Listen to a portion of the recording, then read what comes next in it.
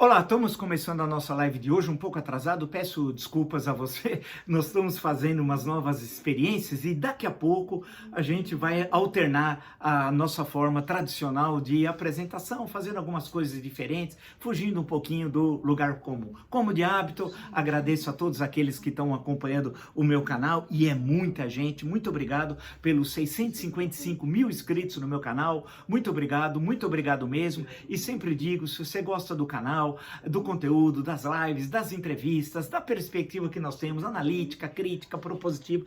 E eu sempre mostro, porque ela está aqui, na defesa intransigente da Constituição de 1988, indique o canal a um amigo, uma amiga. É muito fácil. Canal do YouTube, Marco Antônio Villa, diga para ativar as notificações, coloque like no que vocês gostarem e utilize, como vocês muito bem fazem, a página dos comentários, né? Lembra uma coisa importante, qual é? Além de você estar inscrito, ser apoiador do canal, porque vocês sabem que isso não é coisa fácil, né? Manter o jornalismo independente de qualidade, plural, republicano e democrático, né? E isso para garantir esse espaço no ano, como eu sempre falo, decisivo para a nossa história, que é o ano de 2022. É muito fácil, tem duas formas, você escolhe a forma que você acha mais interessante. Destaco também, se você quiser me seguir no Twitter, é o Vila Marco Villa, Instagram, Marco Antônio Villa Oficial, e lembro também, o TikTok, o Marco Antônio Villa Oficial. Estamos também iniciando o TikTok. É natural, quando você faz uma mudança aqui, um acréscimo ali, que é sempre no sentido de agregar, de ampliar informações para vocês, a gente comete um errinho ou outra colar, por isso que hoje nós estamos começando a live muito atrasado.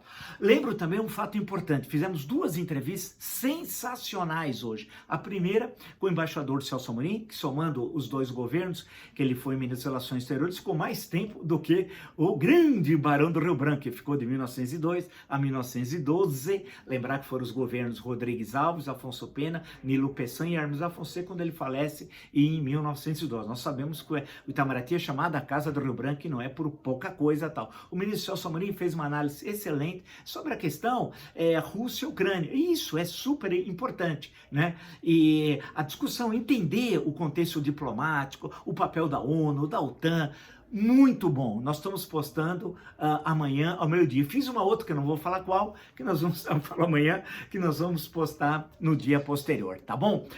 Que são entrevistas, eu acho que agrega muita coisa, uma boa discussão. Eu queria falar com vocês rapidamente também, antes de entrarmos, como de hábito, no assunto principal, de temas que me parecem muito relevantes. A Folha de São Paulo fez uma matéria, me parece muito importante, foi atualizada até na tarde de hoje. Flávio Bolsonaro mobilizou Receita contra o caso da rachadinha, mostram documentos inéditos. O órgão federal destacou 5 servidores para apurar pedido de senador. Olha que ponto, usar uma estrutura de Estado para defender ações criminosas da quadrilha Bolsonaro, algo que nós sempre dissemos aqui nesse espaço. E para variar, infelizmente acertamos outra vez, né? Defesa defende pleito, mas diz desconhecer a investigação. Só o primeiro parágrafo mostra que situação terrível, que nós precisamos virar essa página, sob risco de virarmos uma república bananeira. Primeiro parágrafo. A Receita Federal mobilizou por 4 meses uma equipe de 5 servidores para apurar uma acusação feita pelo senador Flávio Bolsonaro de que teria tido seus dados fiscais acessados e repassados de forma ilegal ao COAF, o que deu origem ao caso das rachadinhas. Note, olha a importância dessa matéria. A Receita Federal mobilizou por 4 meses, uma equipe de 5 servidores a serviço do Flávio Bolsonaro. É inacreditável, é inaceitável. Isso em outras épocas o Brasil explodia. No Brasil de 2022, as pessoas estão tão atônitas, e até tem razão de estarem atônitas, pandemia, mortes, crise, caos, desilusão com o sistema político, etc, mas é inaceitável. Eu quis deixar registrado esse fato, que me parece muito importante e que reforça a tese que nós sempre advogamos aqui, de que a estrutura de Estado para o Bolsonaro é para servir a sua quadrilha, a sua organização criminosa. Abreviar, Surcrim, né? Há um fato importante também, interessante aí, já de outro nível. Nós vamos voltar a ser o Brasil, espero, torço para isso, a partir de outubro. O Estadão, no período da tarde online, uma matéria do Washington Post, chamada assim, como Thomas Mann grande escritor alemão, né, prêmio Nobel de literatura, fugiu para a América e travou uma batalha moral contra Hitler. E no meu livro, queria até destacar aqui a vocês, a penúltimo livro, A História em Discursos, 50 discursos que mudaram o Brasil e o mundo. Eu selecionei, veja, um discurso que ele fez na BBC, né, e era para a Alemanha, né, e para os territórios ocupados. Ele fez em 16 de janeiro de 45, e justamente, né, ele está discutindo aqui a responsabilidade dos alemães. Vou ler só um trechinho muito rápido. Todos nós somos responsáveis pelo que surgiu na essência alemã e que foi praticado historicamente na Alemanha como um todo. Continua Thomas Mann, o célebre escritor da Montanha Mágica, né, Morte em Veneza, o Eleito, etc, etc, etc. Os estragos provocados pelo nacionalsocialismo, físicos e morais, não tem paralelo. Ele estava dizendo isso em janeiro de 45. O mundo vai conhecer a situação pior ainda quando acaba a guerra, e aí nós conhecemos em detalhes a tragédia, por exemplo, dos campos de concentração. Mas vamos lá. Os estragos provocados pelo nacionalsocialismo, físicos e morais, não têm paralelo. O que ele custou em sangue e em bens por sua fúria de roubo e assassinato, por sua demoníaca política de extermínio ético, não tem medida. Mais um trecho, por fim.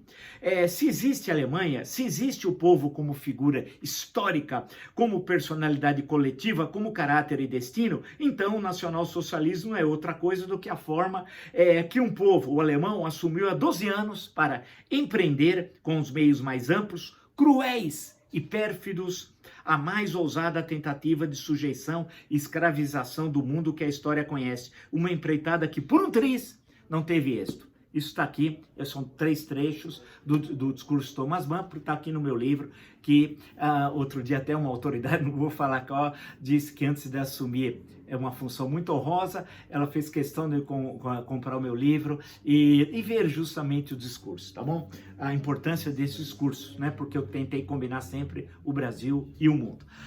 Portanto, é interessante ver, e vamos ver quando esse livro chega aqui ao Brasil, que tem a edição norte-americana, né? Faço questão também, agora temos de adentrar a questão da Ucrânia, né? Eu falei para vocês, comentei rapidamente, né? A entrevista do ministro Celso Amorim, que é uma questão complicada, né? Veja, quando nós falamos e apontamos o perigo do Bolsonaro ir lá e falar todas aquelas bobagens, como ele falou, e aí dentro do delírio bolsonarista e dos nazifascistas bolsonaristas, acreditaram que a paz tinha sido consolidada na região. Ele diz, não sei se coincidência ou não, lembra? Eu cheguei lá e tudo se pacificou. Ele não conhece a história da região, não tem a mínima ideia do que é o Putin, do que é a Ucrânia, do que é a OTAN, né? Não conhece o que são forças armadas, né? Não é aquele tanque que passou em frente ao Palácio do Planalto soltando fumaça, fumaça, fumaça, fumaça, imagina? Não, é forças armadas da Rússia, né? Como elas são, a sua organização, nós vimos a parte mecanizada, é assustadora, né? Tudo aquilo. Então, são questões que é necessário você ter um mínimo de conhecimento, mas a quadrilha bolsonarista não entende o que é estrutura de Estado, entende Estado como governo. E são duas coisas diferentes, Estado e governo, né? E não sabe o que é isso. Tanto que citei o caso aqui da Receita Federal, que eles estavam utilizando o homem da mansão de chocolate, falava o Bolsonaro como se fosse para ele. Durante 4 meses, 5 funcionários.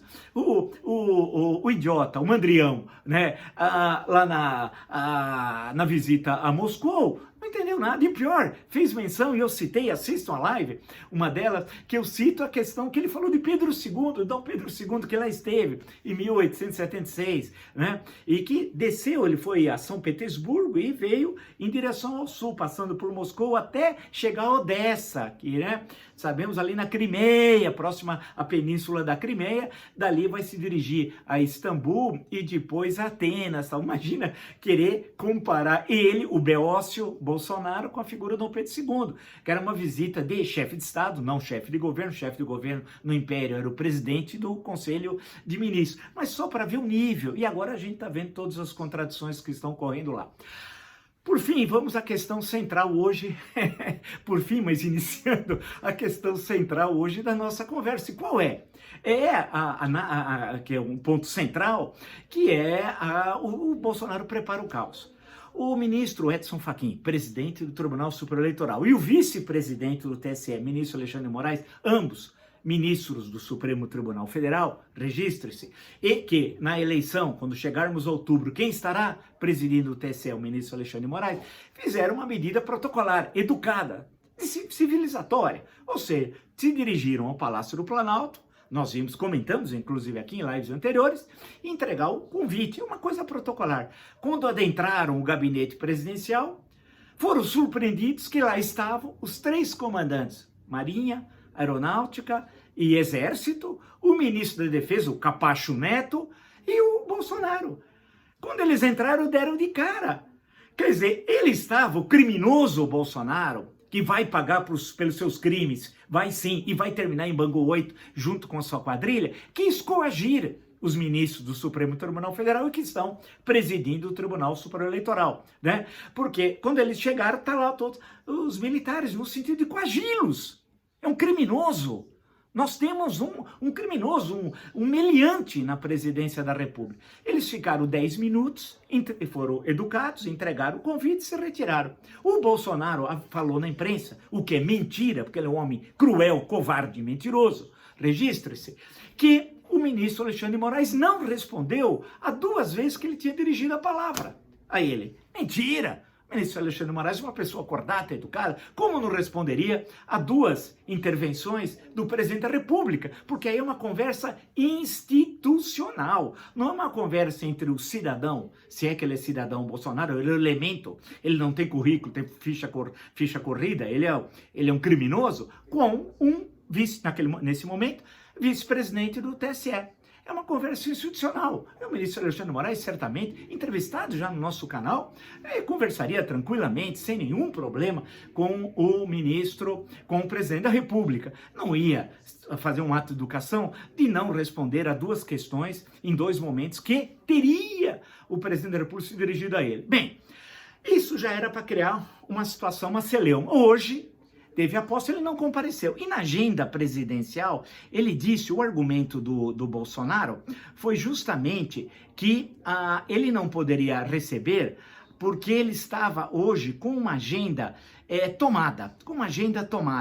E o engraçado é que ele disse o seguinte, isso eu estou citando aqui o UOL, ele tinha, bom lembrar que ele tinha chamado o Fachin já de trotskista, ele nem sabe o que é trotskista. Nem sabe o que é o Leon Trotsky, tem aqui o Leon Trotsky. Ele não leu, não conhece nada, não tem a mínima ideia. Aqui tem o Isaac Deutscher, que é a célebre biografia em 3 volumes, o Profeta Armado, Desarmado, Banido. Não tem a mínima ideia do que ele fala. Ele é um meliante. Ele é um homem para estar lá no Rio de Janeiro com o crime organizado, com seu sócio, que foi para o inferno. Esse capitão Adriano foi executado pela polícia baiana, os 13 celulares sumiram, 13 que ele tinha, sumiram, ninguém sabe nada tal.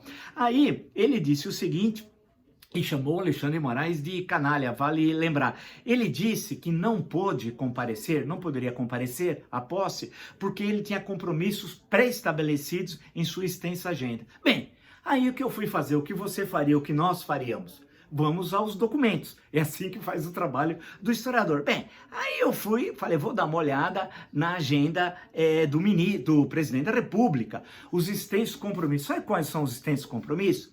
Ele começou a trabalhar às 10 horas, o vagabundo, que eu educadamente chamo de mandrião. O vagabundo começou a trabalhar, Bolsonaro vagabundo, colocar no Twitter é sempre bom. Ele foi trabalhar às 10 horas, 10 horas da manhã, o vagabundo chegou para trabalhar. Você imagina se no seu emprego, no nosso emprego, alguém chegar às 10 horas da manhã?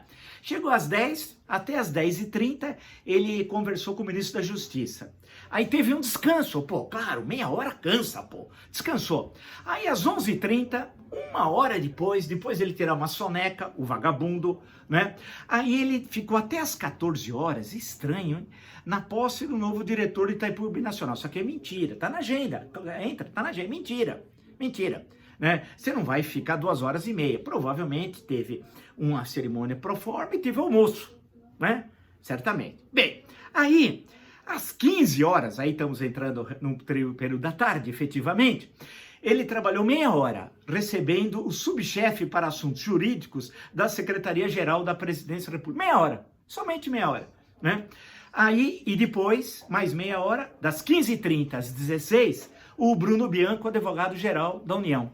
Portanto, ele trabalhou à tarde 1 hora. Apenas 1 hora.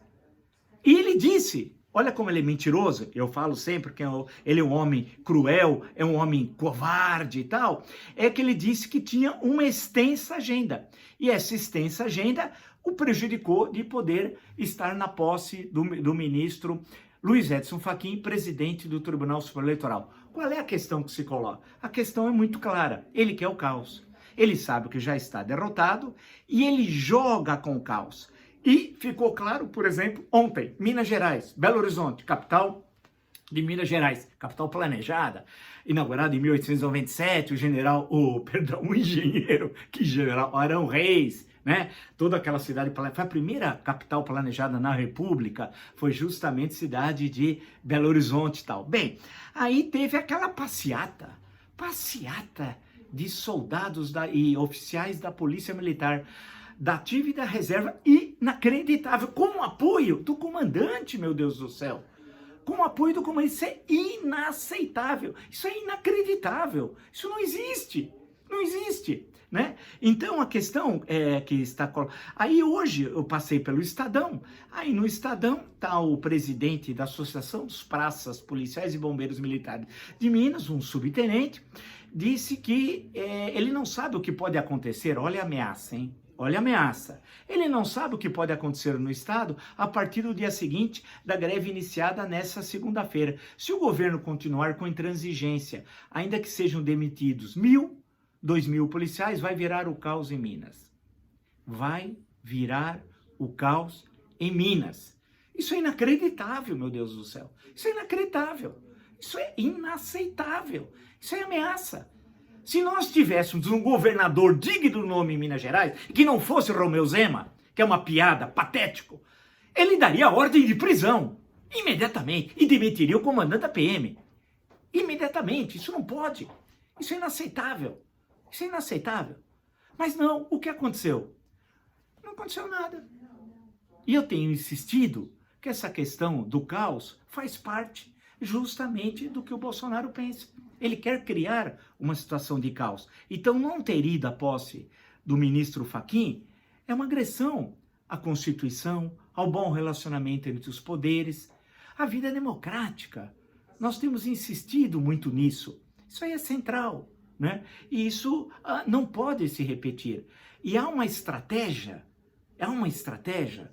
do bolsonarismo, e do Bolsonaro em particular, de tentar criar um clima de confronto, de conflito, para impedir que nós, no processo eleitoral, possamos ter que nós mais que precisamos, ter um bom debate, um bom diálogo, uma discussão sobre o futuro do nosso país e das nossas 27 unidades da federação. É o que nós mais queremos. O que nós precisamos é disso, para que na hora que o eleitor for no dia 2 de outubro, no primeiro turno, escolher os deputados estaduais, aí escolhe mesmo, deputados federais e senadores, possa fazer isso sabendo o que eles pensam. Segundo, ao escolher, e aí o executivo, os governadores, são 27, nós temos 26 estados e o Distrito Federal. Escolher os governadores e o presidente da República, que pode ser que isso ocorra no primeiro ou no segundo turno, não se sabe, né? Possa fazer com tranquilidade, sabendo quem é quem. E isso é central, isso aí é fundamental. Nós precisamos disso para poder sair dessa situação que nós vivemos. Nós vivemos uma situação como essa porque nós não temos uma discussão de programa, uma discussão central, ideológica, do que cada um pensa. E quando eu passo aqui um noticiário, claro que você fica super preocupado. Quando você recebe o convite, distrata quem trouxe os convites, ameaça através da presença de generais, e não comparece à posse, dizendo que você está lotado de trabalho e teve 2 compromissos que somados dão 1 hora de trabalho à tarde, não dá, né? Você está simplesmente criando um conflito. Agora, o ministro Luiz Edson Fachin, eu estou citando aqui como fonte o Globo, né? Fachin diz que não há dúvida de que Bolsonaro vazou dados sigilosos. Está no Globo. A linha fina. Em entrevista à Globo News, o ministro que assume a presidência do TSE nesta terça destacou a importância do respeito, claro, ao processo eleitoral. E o ministro está absolutamente correto. Ele não tem dúvidas, e isso é grave, de que o Bolsonaro vazou dados sigilosos. Bolsonaro está querendo e é isso, é uma esperteza de gente malandra, tipo da marginalidade lá de criminosos, como ele é, infelizmente, presidente da República. Ele cometeu um crime, ele quer se antecipar, dizer que qualquer punição ao crime que ele cometeu é um crime. Deu para entender? É uma ação criminosa. Quer dizer, você defender a legalidade, a Constituição, o ordenamento jurídico legal existente no Brasil, e no caso em tela do processo eleitoral, você está cometendo crime, não. Quem está cometendo crime é quem coloca em risco o processo eleitoral, como ele. Então, ao ter revelado dados sigilosos, ele cometeu crime. Ou, se preferirem, no plural, crimes. Isso é muito grave. Porque agora, o que pode ocorrer? Ele já está antecipando, lembra, dias atrás, que nós comentamos aqui. Eu conheço essa turma, por isso que eu costumo acertar o que vai acontecer. Não é que eu sou pitonisa, não tenho uma bola de cristal, mas você tem de entender o movimento da história, o momento como parte do movimento da história. É assim que é necessário compreender o processo histórico. E qual é a questão colocada aqui? O ministro Fachin, são 7 componentes do TSE. São 3 ministros do Supremo Tribunal Federal, 2 ministros do STJ e 2 advogados que acabam de ser eleitos, podem ficar 2 anos e com a possibilidade de ficarem mais 2, tá? São normalmente advogados especialistas em direito eleitoral, claro, né? É sempre a presidência do ministro do STF, perfeito? O ministro Fachin, esse processo deve seguir no TSE e pode levar até, essa é uma questão importante, a impugnação da chapa que ele encabeça, Bolsonaro, entenda-se. Portanto, não há uma perseguição a priori a ele. Não. Ele apresentou um crime, cometeu um crime, gravíssimos crimes, você pode até usar no plural, vazando dados sigilosos para sabotar o sistema eleitoral brasileiro e impossibilitar que você, eu, nós, possamos escolher livremente quem vai administrar o seu Estado, a presidência da República, quem vai ficar na Assembleia Legislativa, na Câmara dos Deputados ou no Senado Federal. Isso é importantíssimo, né? Ou seja, o que justamente está sendo apresentado aqui, o ministro Fachin está falando, olha, tem crime, e crime tem de ser investigado. E ao ser investigado, num inquérito, e depois recepcionado, como vocês assim preferirem, pelo TSE, aquilo vai para julgamento, e julgamento você pode ser condenado ou absolvido, né? Em suma, poderá haver, e isso não será uma impugnação, caso ele tenha cometido crimes graves. Se o ex-presidente Lula não participou da eleição de 2018, condenado em outra esfera, na primeira instância, 13ª Vara Federal de Curitiba, depois reafirmado pela 8ª turma do TRF da 4ª Região em Porto Alegre, isso depois passou também pelo STJ, etc., mas já tinha em duas instâncias, a lei da ficha limpa é clara sobre isso, né? Ele acabou não concorrendo às eleições, foi preso, mas acho que se não me engano 580 dias, não me lembro. A questão que se coloca, quer dizer que a lei só se aplica a ele, posso dizer isso com tranquilidade, porque vocês conhecem, presumo, né? Toda a discussão que eu tive, a análise crítica que eu fiz durante o período do petismo, não só oralmente, em vários órgãos de rádio, TV, etc., na internet, né? Assim como através de artigos, ensaios e livros. Não faltam coisas para isso, teve um monte de coisa. Então, posso dizer isso com tranquilidade. Se a lei serviu para ele, independente de que crime foi cometido, servirá também, por outros crimes, e aí nós estamos falando da justiça eleitoral, né, para o presidente da República. Por que não? Quer dizer que o presidente da República pode fazer tudo? Espera um pouquinho. Quer dizer que sobre ele não recai nenhum tipo de penalização? Ele está imune à ação da justiça? Evidente que não. Ele, caso tenha cometido crime, tem de ser punido. E não importa se ele é candidato à reeleição ou não é candidato à reeleição. Isso é absolutamente secundário. Ele tem de ser tratado como qualquer candidato que postula um cargo nas eleições do dia 2 de outubro, independente se ele é presidente da República ou não. Todos são iguais perante a lei. Aí voltamos, e ela sempre está aqui, a nossa Constituição. E isso é central. Daí que quando eu falo para vocês, e não é acidental, a todo momento quando eu falo que ele aponta para o caos, citei muito o livro de Empoli, acho que eu fui provavelmente o primeiro no Brasil a falar da importância do livro, a produção Os Engenheiros do Caos, está claramente desenhado o cenário. A presença de fake news, eu sempre disse que o Carlos Bolsonaro não é gênio do marketing, ele é gênio de fake news, de notícias falsas, é gênio do mal, ele é o gênio do crime. Não é do esclarecimento ao cidadão sobre candidato A, B ou C, não. Ele age para desqualificar o processo eleitoral. E não age, evidentemente, solitário. Ele age a serviço do pai, né? Ele é um instrumento do pai, não passa a ser nada mais do que isso. Então, o ministro Fachin foi exatamente muito feliz ao ter destacado essa questão. Olha, aqui é um crime e é um crime grave que tem de ser devidamente punido. Portanto, o que o Bolsonaro faz, na verdade, é tentar, apesar de ter, foi a outras posses, é dizer o seguinte: eu não estou nem aí com vocês e ameaçar com a presença, insisto, simbolicamente, naquele momento que os dois ministros, de forma protocolar, foram entregar o convite para ele, para mostrar ao general e dizer assim: olha, vocês não são nada, eles aqui é que têm o poder da força. Ameaçando, como se nós vivêssemos no momento da ditadura militar e não sobre a égide, e isso é muito importante, da Constituição de 88. Então isso é essencial. Então quando você vê esse tipo de coisa, você fala assim: pô, pera um pouquinho, aí tem coisa. Ele está semeando o terreno do golpe. É algo que nós estamos apontando, e vocês são testemunha, todo o processo, que nós estamos absolutamente correto sobre isso.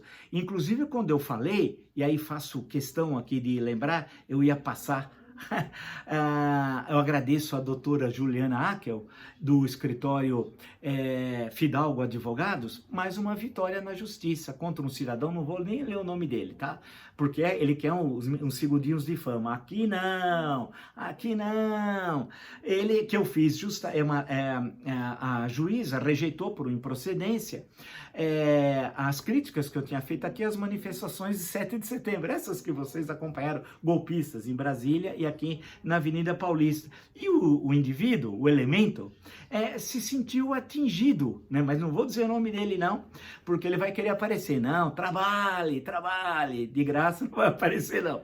Aí a juíza, a doutora Débora Romano Menezes, né, decidiu, eu estou aqui com as 3 partes, agradeço muito a doutora Juliana Ack do escritório Fidalgo Advogados, né, que me defendeu, e a juíza, por fim, eu vou só chegar, ela, por todo o exposto, julga improcedente o pedido inicial, extinguindo o processo com resolução de mérito, nos termos, etc. Extinguiu isso, não tem nada a ver. O cara se sentiu atingido, porque eu tinha feito análise, corretíssima, por sinal, porque os fatos demonstravam isso, né? Que você tinha uma ação nazifascista. Quem propõe? Fechar o Congresso Nacional, fechar o Supremo Tribunal Federal, impor o adicional número 5, o artigo 142, que eles falam que daria direito ao golpe de Estado. Quem fala por último, vamos explicar os mandriões, nazifascistas bolsonaristas, quem fala por último na aplicação do artigo 142 é o Supremo Tribunal Federal. Aí é o caput do artigo 102, é o único dos 3 poderes desarmado, porque você tem uma polícia legislativa, o executivo tem as forças armadas. Qual é o poder desarmado? É o judiciário. E qual é o guardião da Constituição, de acordo com ela própria? Artigo 102, é o Supremo. Então, o que eu falei era absolutamente correto. Ou seja, está ali, líquido, transparente. E eles estavam querendo impor a ditadura e fracassaram. Só que ele continua, o Bolsonaro, tentando estimular esse clima golpista. Só que a conjuntura é outra. Nós já estamos chegando ao carnaval, entrando daqui a pouco no mês de março. E mostra que esse caminho não vai dar certo e vai ser rejeitado, claro, pelas instituições, pelos partidos políticos e pela sociedade. Ele quer o caos, e quer o caos porque ele sabe que já está derrotado. Bem, se você gostou dessa live, de tantas outras do meu canal, faço sempre questão de lembrar, para não, entre os mais de 655 mil inscritos no meu canal e as mais de 127 milhões e 500 mil visualizações, muito obrigado mesmo. Indique o canal a uma amiga, é muito fácil. Canal do YouTube, Marco Antônio Villa, diga para ativar as notificações, coloque like no que vocês gostarem, utilize como vocês muito bem fazem a página dos comentários. Eu lembro também também que é importante ser apoiador do canal, é um passo adiante. E por que isso é importante? Fortalecer o jornalismo independente, plural, democrático, republicano, num momento tão importante como esse ano, né, de 2022, que é o bicentenário da independência, e teremos as eleições centrais agora no dia 2 de outubro, que são extremamente importantes. No Twitter, vocês podem me seguir pelo Vila Marco Vila, no Instagram pelo @MarcoAntônio Vila Oficial, e lembro também, por outro lado, no TikTok, que nós também estamos trabalhando, já estamos começando, já tem vários filminhos lá no TikTok, no Marco Antônio Vila Oficial. Ok? Peço desculpas hoje atrasar um pouco, mas tá aí. O nosso encontro tá aí, a nossa análise dos fatos. Assista a entrevista muito boa com o ministro Celso Amorim, né? E amanhã voltamos a nos encontrar. Até!